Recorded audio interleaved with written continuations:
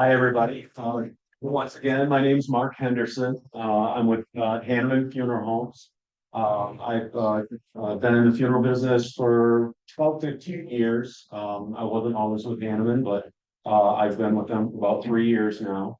And I have a lot of reasons why I personally love being in the funeral business. I lost my mom at a very young age, had nothing planned, and my sister and I were lost. She was 59 years old, and we never thought we'd have to think about these things at a young age, but we did. Had a lot of regrets about that. So it does my heart good to help families out ahead of time when everybody has a clear mind and to make thoughtful decisions to get these things put into order. So Hanneman's been in business since 1912. I'm sure everybody knows about the pretty Christmas lights at the holidays. We actually just started that process this week. So it's going to be ramped up here quickly because the holiday season is approaching very quickly at this point. So, yes. Where do you store all of that? At the funeral, well, actually, it's a store in the home at our funeral home in home. We have a big building back there, but it was so much work to transport them back and forth, especially some of those big ones. So this past year, everything now is stored in the basement or in the center garage at funeral home. So, Wow. yep. It's wonderful. Everybody loves it. We have people come from near and far, Indiana, Michigan. We've been on the news. Yeah, we're renowned for it. So, yeah, Craig and Kay love putting it on.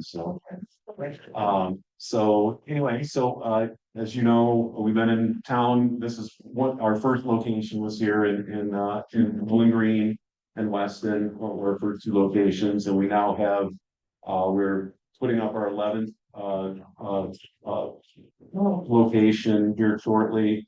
But I do planning for all those locations, so I'm here, there, and everywhere. So today's presentation is about getting your ducks in a row. As you can see, you got your little ducks out there. So when you see that, okay, it'll be a little reminder, just these things are easy to kick down the road, but it's important to do this kind of stuff. So. You're going the right way. We'll check it my need.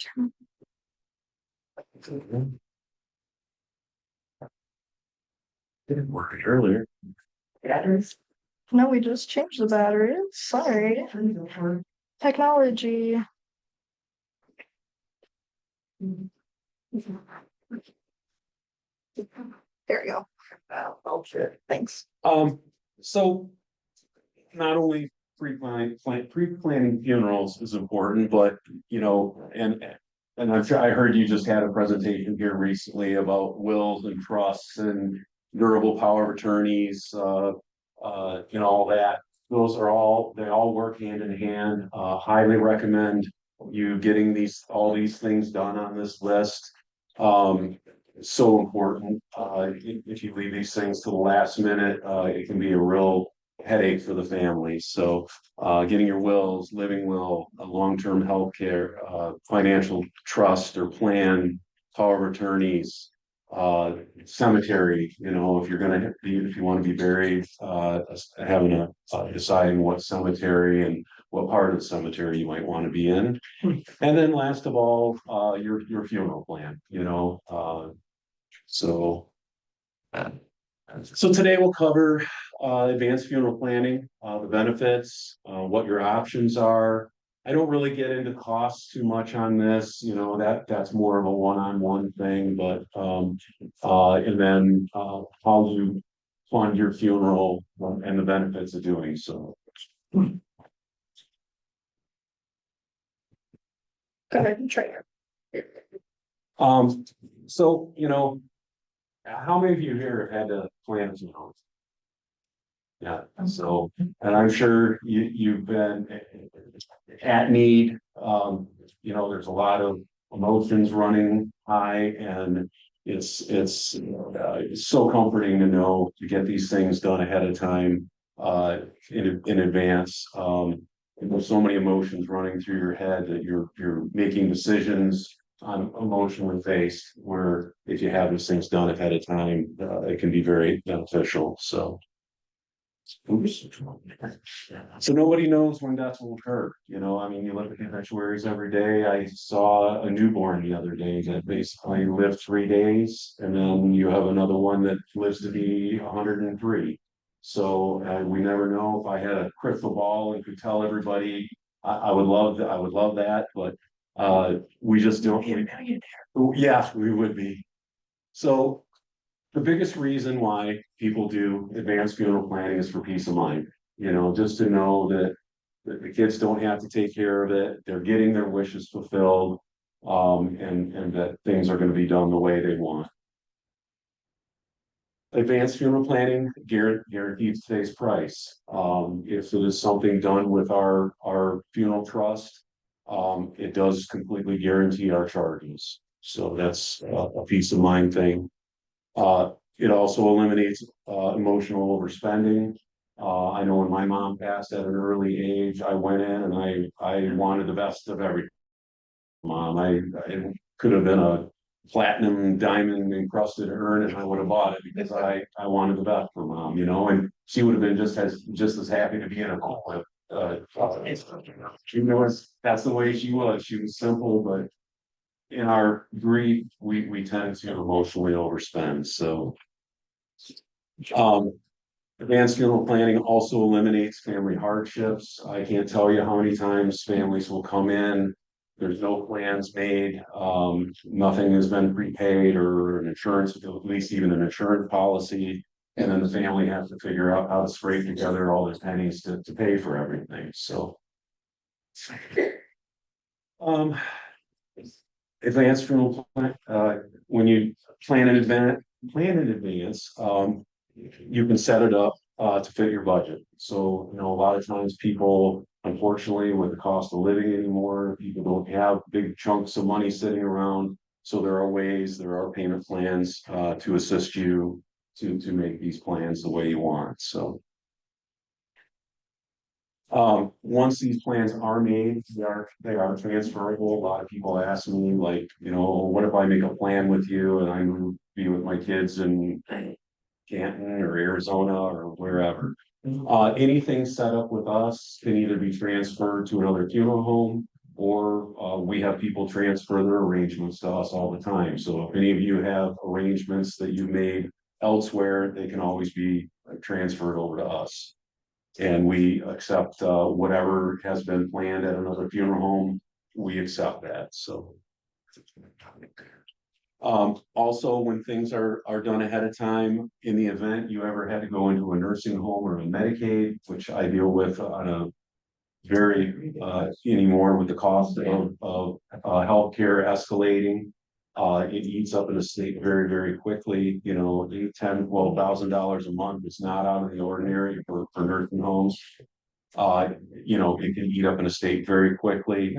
Once these funds are placed into trust for your funeral, they are a protected asset at that point and cannot be touched. Now those funds can only be used for your funeral, so people are but anyway, it's a very good thing to do. So there's 4 steps to pre-planning. The first step would be to collect all your biographical information. So and I actually, in that folder I gave you, there's one that says a guide to funeral plan on the right side. This on the right side. That is all the biographical information that your family would need at the time to read death certificates, have authorizations. I like to go through and we select services out. We go through the merchandise selection, and then we offer you different advanced funding options. So, but I highly recommend, at the least, if you guys fill that out for your family, that's a wonderful thing to do for your family. So step 1, the biographical part of it records all your personal information. So that's all your date of birth and your mother, father's full name, whatever's on your birth certificate goes on all your information when you pass. You put family history in there, what type of services you would like, uh, personal wishes. I had people over the years request different things. They want to be buried in their Buckeye shirt, or they want their favorite slippers on, or they want their cremated remains of their kitty cat in with them, or a rosary, whatever it might be in the casket with them, or so they're or don't fight. I've had had people leave little notes and stuff and with their funeral plans. So we recommend doing that. Uh, anyway, so that would cover that. The second step of planning is to decide, if you're going to be buried or cremated, or traditional burial or cremation. Um, Cremation has become a thing now. Sheer cost, I think, is a factor in that. Typically, cremation is about half of what typical traditional burial is anymore. But what type of service will you have? Will you have a service? A lot of people now are just having a cremation and having a service at a later date at a park or the bowling alley, or wherever they're a casino, or wherever they might want to do it. There's some pretty creative things happening now, but I always do recommend a service for the family. It allows everybody to gather, to share stories, to grieve together, to laugh, cry, to celebrate your life. It always makes me sad when people just say, "Oh, I just want a cremation, no services, and just pour me in the lake." I don't share. I think it's very important to at least provide some venue for your family to. Is that where you live? It's not, no. That's like, Now, like in Florida, there's charters out in Lake Erie. There's charters in Florida. They want you to go out to international waters to scatter them for some reason, but there's absolutely nothing. the country. Yeah, I guess. But there's nothing hazardous about cremated remains. There's nothing, so you can scatter pretty much anywhere you want, as long as if you're doing it on private property, you need permission from the landowner. The metro parks, like Toledo Metro Parks and that sort of thing, they frown on it. You can ask at different locations. It used to be people would just go like to the golf course and spread ashes in the bunker or whatever. There's actually some golf courses that have memorial plaques now where they will allow you to scatter remains and put up little plaques, and you've heard of that. So, but Especially if you spend time in the bunker. right, yeah, most of the time in the bunker. Yeah. So yeah. So anyway, that's my little spiel about having a service. But that's everybody's choice. So as far as services, you have any more? These are pretty much the choices. You have a traditional service, which is a casket, and you either have a 1-day visitation with the next day funeral and then graveside service, or anymore, it's very popular to do everything in one day. Have a couple 3-hour visitation, funeral service to follow, and then proceed to the cemetery. As far as cremations, there's a lot more options as far as that. You would have what we call a full service traditional cremation, where it's just like a traditional funeral, but you are in a rental casket, and then you have the funeral, visitation funeral, and then you're cremated after the funeral. Okay. So you'd be cremated after. Then of course, burial would be at a later date because you would have to be cremated. But so there would be a rental casket with that. A lot of times people now are just getting cremated first, and then having visitation, memorial, celebration of life, whatever you want to call it, either at our at our location or another. And then you just have direct cremation, just we own and operate our own crematory. It's at our funeral home here in Bowling Green. So once you come to our care, you never leave us. We do everything in-house, so. But we can provide any and all these services, so those would be the choices, so. Um, the third step of planning is to select the merchandise that corresponds with those services. So, you know, casket, vault, urn, memorial package, flower, headstones usually done ahead of time. Usually we don't sell headstones, but we do refer. But a lot of times we recommend you go to the cemetery. If you want a plot, go there, speak with them.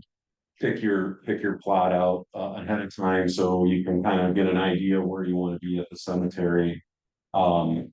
Usually there's the cost of the plot, and then there's usually a base for the marker. That's usually each cemetery at least once or twice a year they'll pour the base for the monument.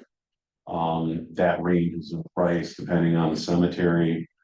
Then you would meet with a memorial company for your headstone, and then we take care of the funeral arrangements. So that's kind of how all that works. So when it comes to caskets, there's two type of materials. You have wood and metal. You know, they range in price starting around $1,500, and they can range up to $15,000. So depending on what kind of wood, what type of metals, there's lots of choices there. So,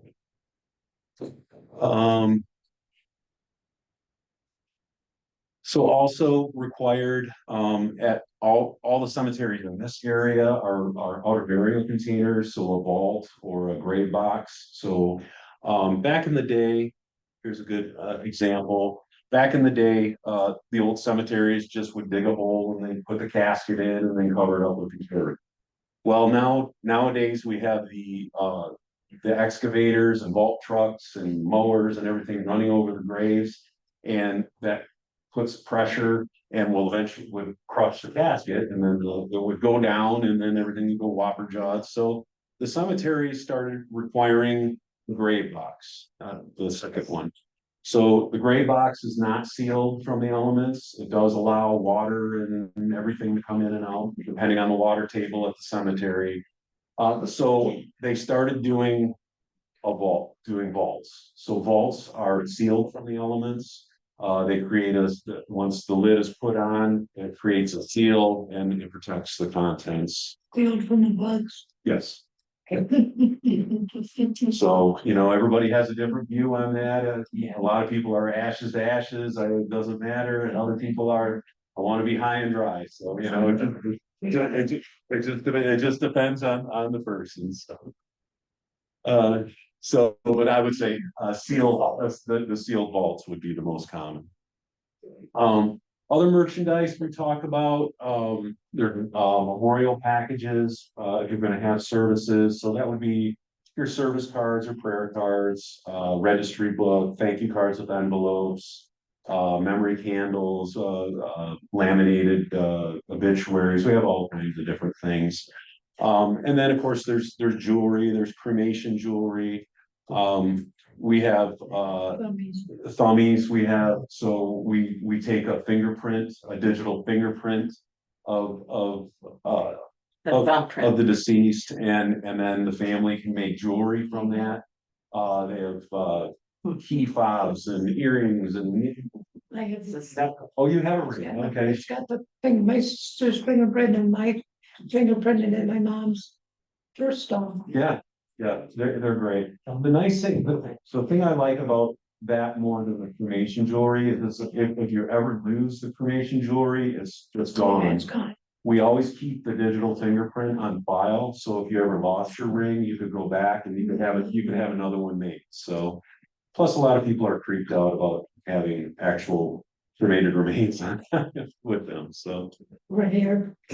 so these are some other these are items are called cash advance items. These are third-party things, and this is just a list of some of the things that we add to a funeral pre-plan. Obituaries, death certificates, these are all third-party items.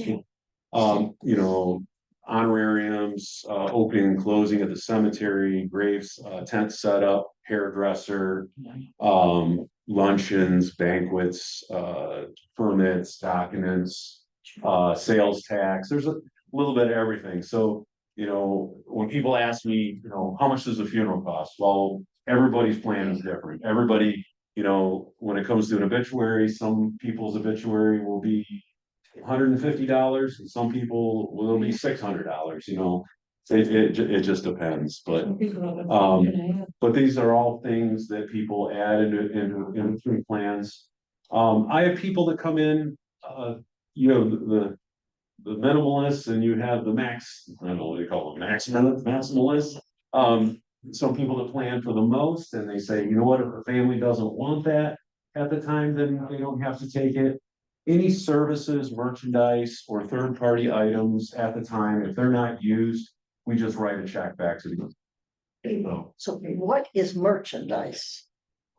Is that, I mean, what about, is the The casket? casket, the vault. What about the urn. niches and things? Is that, So those are cemetery charges. those are Yeah, cemetery? so graves, the graves, the markers, the foundations, the niche, any of that stuff is all cemetery related. Okay.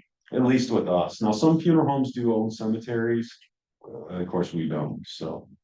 But these are just some, the most common. So, yeah. Is the obituary note mandatory for? No.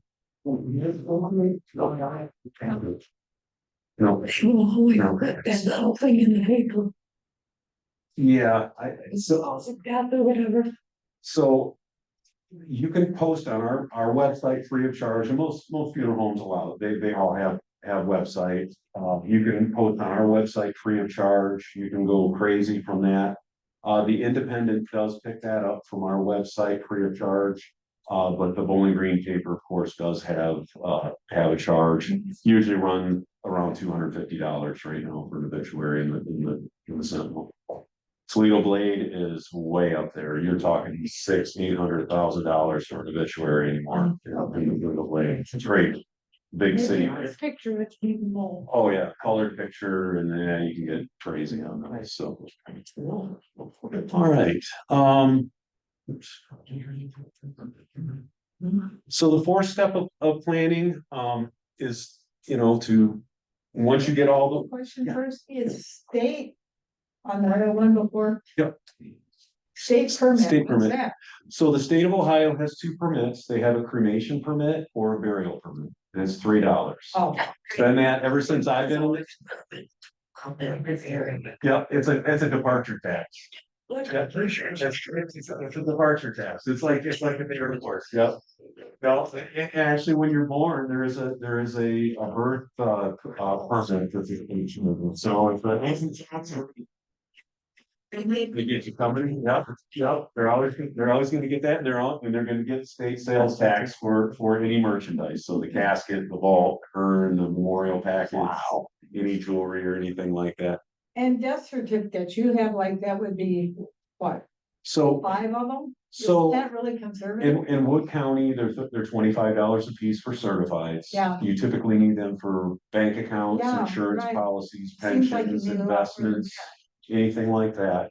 We notify Social Security and the veterans that do not, the VA does not need, they'll take the VA will take a copy. Certified copy. They don't need a certified. They don't need a certified copy, but we notify Social Security. If it's a married couple, of course, Social Security shuts it off immediately. But if it's a married couple, there is a $255 stipend paid to their surviving spouse. Yeah. And that's You been, have to apply. they automatically send it. Well, do most, I had to apply. You had to apply for it? Yeah, I was gonna say, I I had to apply for it. Really? Okay, well, all right. I thought they just automatically sent it. Unless it's changed. Okay. So it might have Well, changed. yeah, well, it's the same thing with VA. Do we have any veterans in here? Any veterans? So Yeah, so there's a lot of what ifs with the VA, what they'll pay for, what they won't. The standard things for veterans are a flag, a marker, a bronze marker. There's a couple different markers you can get. You can get a burial corps to come out and do honor, either at the funeral home or graveside. Um, and there's a presidential memorial certificate, so whatever president's in power at the time, they'll send a signed certificate out. There's reimbursements for opening and closing fees at the cemetery. I think it's around $750 right now but it's a reimbursement and you have to claim for it and everything. If the veteran is died of a service-related illness or in action, there's some other benefits. They'll provide several other things. If they utilize a national cemetery, they'll pay for the plot, the marker, the opening, closing, pretty much the whole thing, except for the funeral home charges and the casket. So anyway, but I think it's then they do a lot of places just take they take a copy. yeah, You don't have to give yeah, one like that. I recommend. It's the official one. Yeah. I mean, that's everybody. Some people need official. Yeah, it just depends. Yeah. You know, if you have, Right. let's say you have an account at Fifth Third and you have your investments there, and you have a CD and you have a checking you would only need one. But you wouldn't need If you had one, things like that. yeah, but if you had a Morgan Stanley account and you had a Fifth Third and insurance companies are guaranteed they're gonna need they'll need a certified. Pensions, investments, those kind of things. I can't tell you. Mhm. So, the health, you get them at the health department, which is over by El Zornapa, and they're $25 a piece. So I usually recommend 2 to 5 to get started, just depending on the estate. Some people only need one. If you're on Medicaid and you only have just a bank account, I mean, one would probably suffice, but everybody's estate is different, so. I had my children on everything, and my employer said that within 2 weeks they will be fine. So it just happens, they take care of everything. Your kids, Like my Edward Jones, my Fifth Third, my kids are on it too, we get it, and. transfer on death or. It's transfer on, TOD. yeah, so. Yeah. Yeah. Oh, this is one thing, before I forget about it, I highly recommend if you have a checking account.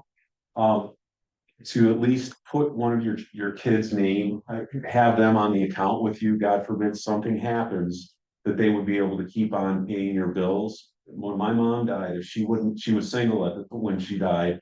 And she had my sister and I on the account with her.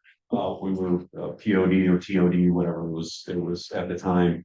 But we were able to get into her safe deposit box and keep paying the bills and keep paying the taxes and keep paying the lights and the gas and everything. If not, we would have had to go through probate and it would have been an absolute nightmare. So highly recommend you do that. That's one thing that just popped in my head, but. Another question, Yeah. all of the lists that you're making up there, are they in this paperwork here? Yeah, so there's 125 on the right side. On the right side there's one called 125 tasks. That will give you a lot of those.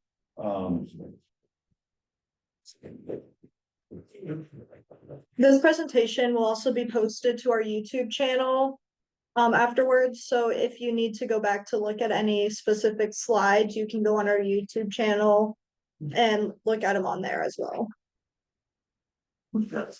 It's just seeing all those lists. Yeah. Didn't come to my mind. You're right. Well, these are things that I go through when I'm sitting with a family and we're hashing out prices. So anyway, we get all 3 of those sections put together. We get the service charges, the merchandise, and these cash advance items all put together. And then the last step of planning would be to talk about how you're gonna pay for it. There's all different ways to pay for funerals. In my mind, to go with an irrevocable burial trust, like what we offer, is the best way, and really the only way I know that you can be 100% sure that your funeral is going to get paid for, and that there's going to be enough money at the time to pay for it. And I'll show you in a little bit of how inflation works and how, over time, we buy a $10,000 policy today.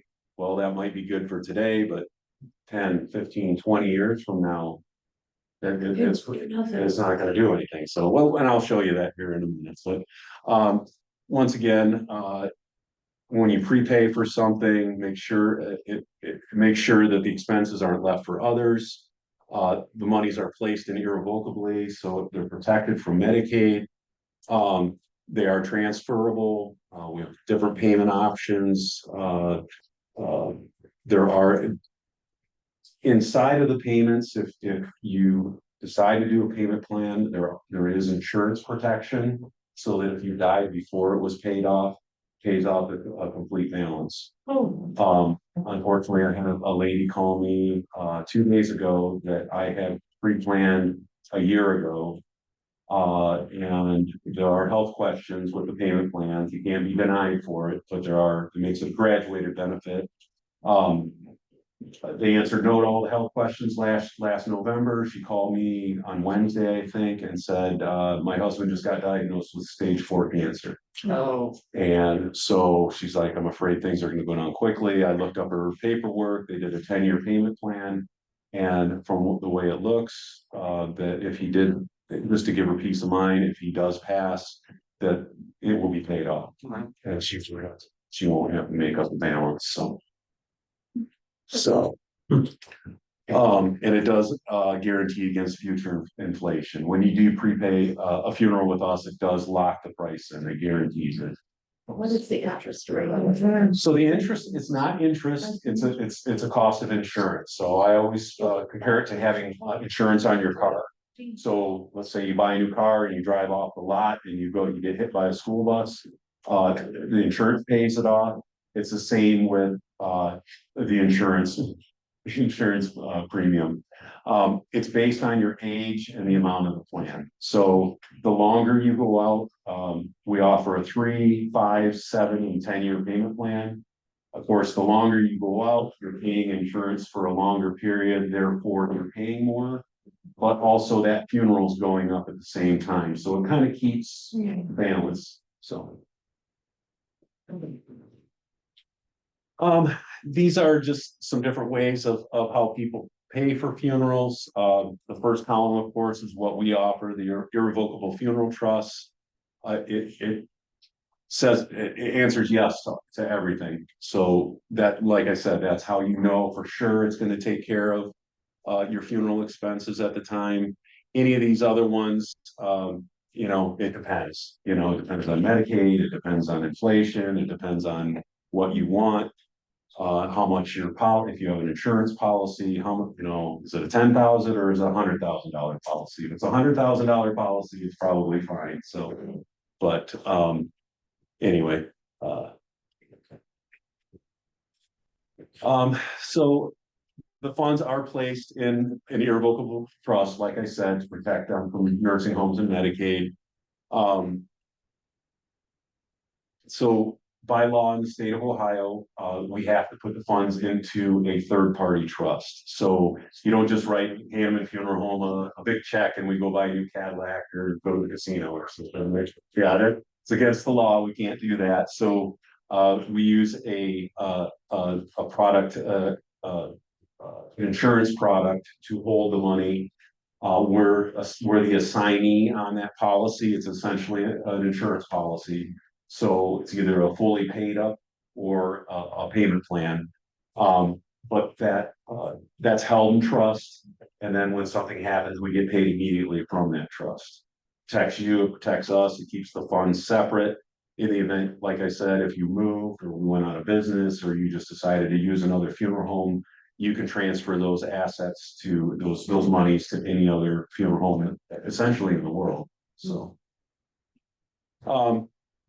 the money can't use be for any other purpose. It's specifically for your funeral. We have a 3, 5, 7, and 10-year payment plans. A lot of times people take advantage of the payment plans. It has a 6-month same as cash feature, so that if you have a CD coming due or an RMD, or you're selling your boat or RV or rental house or something, your money's going to be coming in down the line. You can start a payment plan and pay it off at any time. So, so that's pretty much how that works. So this is just to give you an idea. Today's the average traditional burial today is around $11,000. And that's just for the funeral home's charges. That's not the third party items. But if it was 11,000 today, just with 5% rate of inflation in 5 years, that same one would be 14,000. In 10 years, it'd be, sorry. Wasn't looking for that. 10 years, it almost doubles, and it almost triples. So that's kind of why we recommend getting things locked in, so you don't have to worry. Another thing we do offer, a lot of people, I have a lot of snowbirds, they're like, oh my gosh, what happens if I'm down in Florida and something happens? I got this big fancy funeral planned up here. And so I do offer a travel plan. So in the event you are more than 75 miles from home, it's essentially an insurance policy. You pay a one-time fee and it covers you for the rest of your life.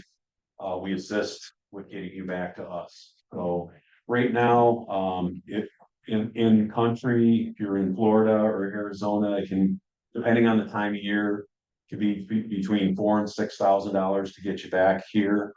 Internationally, it's well over 20 grand. So well over 20,000. So if you're on a cruise, if you're in the Bahamas, or if you're in Italy, a lot of people, gosh, I think everybody went to Italy this year. My friends I talked to. But yeah, it's super. I guess the dollar's high, so, or low. Well, it's high, so yeah. Going back to paying for the funeral, we had a brother that had nothing.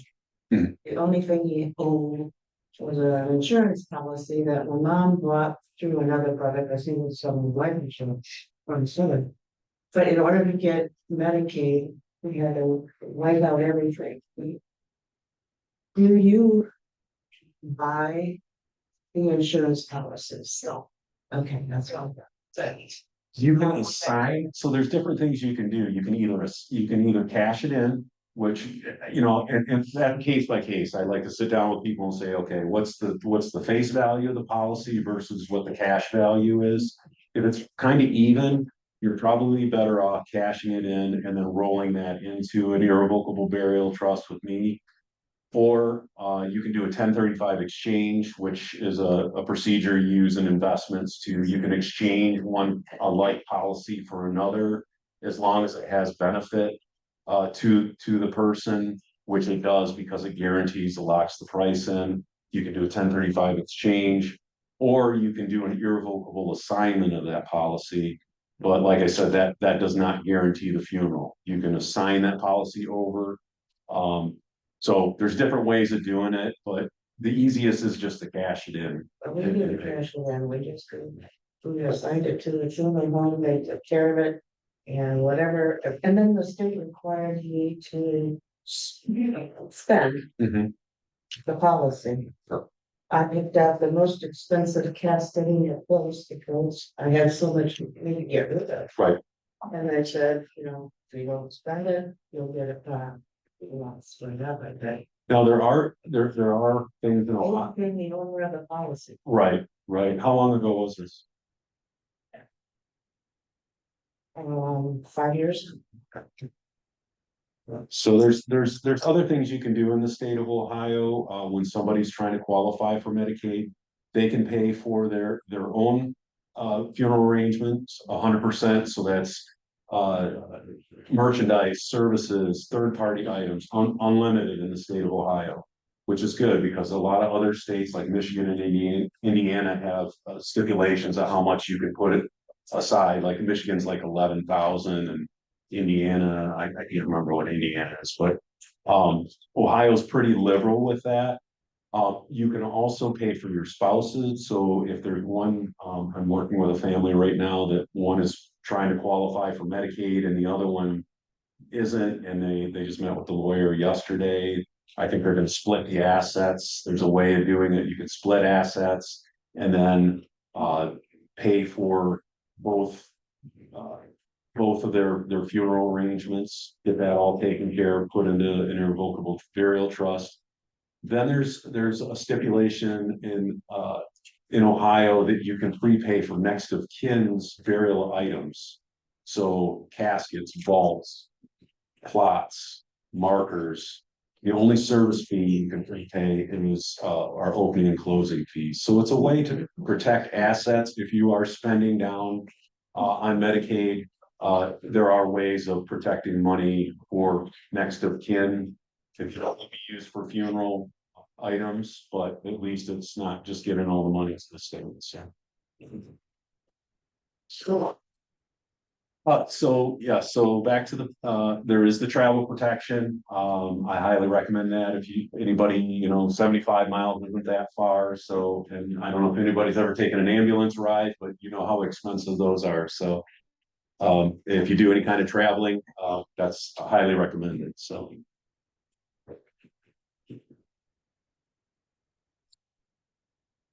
basically, it comes down to your family. Like I said, the peace of mind thing is the biggest reason why we do this. And I think about my family, and I've got everything planned for mine, and I just want to make sure, God forbid something does happen, we know what to do, and we know how to spring into action. So just makes sense. So thank you for coming. Any questions that I can answer? Do you freeze the body instead of cremation? No. So there is a process now in Scandinavian countries where they hit the body with liquid nitrogen and then they put it in a sound chamber and they hit it with a hot dust like a sound wave, and it instantly shatters the body into I'd rather have that a than be. zillion pieces. They're also doing there's also You think? there's also another one where they can't remember what it's called, promession, I think. And it's basically like a big martini shaker that puts the body in it, and then they put Yep. enzymes in that, and it cavitates, and it eventually washes all the soft tissues away and Can you choose shaken or stirred? stirred, yes. Dirty. Yeah, so that's another one, and then there's natural composting now. Yeah, I've seen that. That's- I'm not sure about that one. There's another one that was pretty neat. I just read a big article about that. Yeah. It's kind of Yeah, I'm not sure. I'm on the West Coast. Yeah, You have to go with it. you gotta go to the West Coast for pretty much. Yeah, they're a Travel, little. so it goes to the west coast too. Yeah. No, the travel plan would not take you there. So that's 75. Yeah. So the travel plan is 75 miles from your legal residence. So, that would bring it. Yes. I really appreciate what you've shared because we had the experience to do a pre-planned funeral for a very, very aged, very ill mother-in-law. And we did exactly what you said. We in order to spend down and be eligible for Medicaid to go into the nursing home and not cost $12,000 a month, she prepaid her whole funeral. It was so helpful. On the other hand, stupid us, we didn't realize that we would lose our only daughter suddenly and she was young. So we experienced the other side of what you're talking about, which is horrible. Anybody in here, I bet a lot of you have experienced non-expected deaths, and if you haven't planned it, it's just what a peace of mind difference. It is. The other question is, my husband passed, he was cremated, I have an urn. My kids said, we're taking her.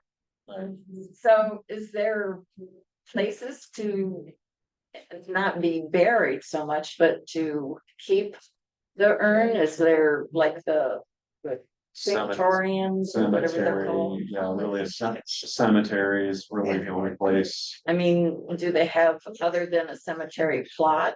Yeah, some of them have niches, they have, Okay. like, they're like post office boxes. Yeah, I for- heard that. Or, now they're doing markers, like, if you, at the cemetery, you see these little, benches. Uh-huh. Yeah. Memory benches, well, Okay. you take the top of the bench off and then there's like a niche inside of it, or they're even making like an upright marker that has little niches built in for urns, so you don't have to bury under, in the urn. Can they see the urn then? Um, Or are they some, like? some cemeteries have like clear, I think, Toledo Memorial Park might have some, it's where, and the Catholic cemeteries up in Toledo, where they have like plexiglass on there and you can actually see the urns inside, so they have pictures set up. Because what, and- at the time I spent too much, but it's like a bench with a man and a woman sitting, and it's in a bronze with a marble base. But I know you couldn't just set it someplace because somebody could, take it and Right. take it apart and dump the ashes and. Yeah, really cemeteries are the only place I would think, And they're called niches? niches, columbarium niches. Around here, I don't. I know Toledo Memorial Park has them and Ottawa Hills has them Okay. over Toledo. They're not that expensive. You can shop around. We just purchased a single for another family member. It was like $1,800. But the urn, that was it. I It's think not much. Catholic cemeteries up Yeah. in Toledo have them too, so not sure around here though. Okay. I thought I heard.